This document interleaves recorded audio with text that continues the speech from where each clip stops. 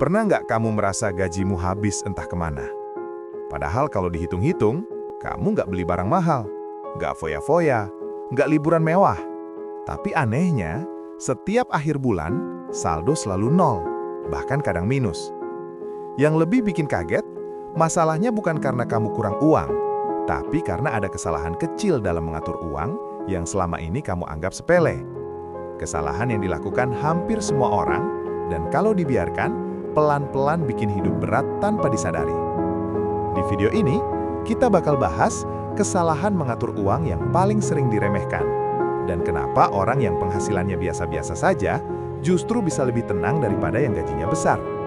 Tonton sampai habis, karena mungkin kamu sedang melakukan kesalahan yang sama. Kesalahan pertama, merasa nanti juga bisa diatur. Kesalahan paling awal dan paling berbahaya adalah ini. Santai aja, nanti juga bisa diatur.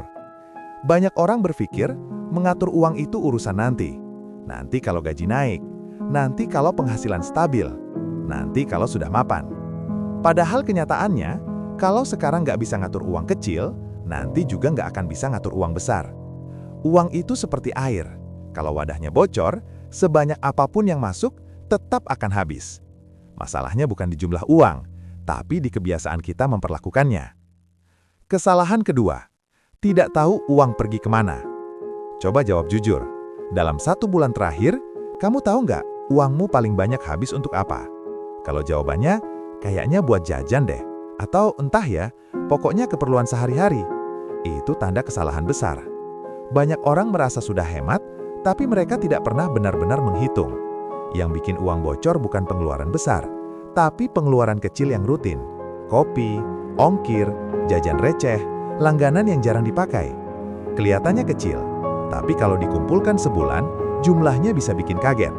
Dan ironisnya, kita sering tahu harga barang mahal, tapi nggak tahu kemana perginya uang kita sendiri. Kesalahan ketiga, menabung dari sisa, bukan dari awal. Ini kesalahan klasik. Banyak orang berkata, "Tenang, aku nabung kok dari sisa uang bulanan." Masalahnya, uang sisa itu hampir selalu tidak ada. Kenapa? Karena gaya hidup kita selalu naik mengikuti uang yang ada. Kalau gaji 3 juta, habis 3 juta. Kalau gaji 5 juta, habis 5 juta. Kalau gaji 10 juta, tetap merasa kurang. Bukan karena kurang bersyukur, tapi karena tidak ada sistem. Orang yang benar-benar bisa menabung, bukan yang penghasilannya besar, tapi yang menyisihkan di awal, bukan menunggu sisa. Menabung bukan soal niat, tapi soal urutan. Kesalahan keempat, tidak punya dana darurat. Banyak orang merasa, aku masih muda, aku jarang sakit, kerjaan aman. Sampai suatu hari, motor rusak, HP mati, orang tua sakit, kehilangan pekerjaan. Dan disitulah masalah muncul. Bukan karena kejadian itu, tapi karena tidak ada persiapan. Akhirnya, pinjam sana-sini, gesek pay letter, utang kartu kredit, stres berkepanjangan. Dana darurat bukan untuk hal yang direncanakan, tapi untuk hal yang tidak bisa ditebak. Dan anehnya, banyak orang lebih siap beli gadget baru daripada siap menghadapi keadaan darurat. Kesalahan kelima, terlalu fokus gaya hidup, lupa masa depan. Kita hidup di zaman semua bisa dipamerkan, semua terlihat mudah, semua terlihat sukses. Scroll sebentar, kita lihat orang lain, nongkrong, liburan, beli barang baru. Tanpa sadar, kita ikut menyesuaikan gaya hidup. Masalahnya, gaya hidup bisa dicicil, tapi ketenangan hidup tidak. Banyak orang kelihatan baik-baik saja di luar, tapi di dalam, gajian cuma numpang lewat, hidup dari tanggal ke tanggal, takut akhir bulan. Bukan karena ingin hidup mewah, tapi karena ingin terlihat setara. Padahal hidup bukan kompetisi tampilan, tapi soal bertahan jangka panjang. Kesalahan keenam, menghindari bicara soal uang. Aneh tapi nyata, uang adalah hal yang kita pakai setiap hari, tapi paling jarang dibicarakan dengan serius. Banyak orang malu bahas keuangan, takut terlihat pelit, gengsi mengakui kesulitan. Akibatnya, kesalahan yang sama diulang terus. Padahal orang yang paham uang bukan yang paling kaya, tapi yang berani jujur dengan kondisi sendiri.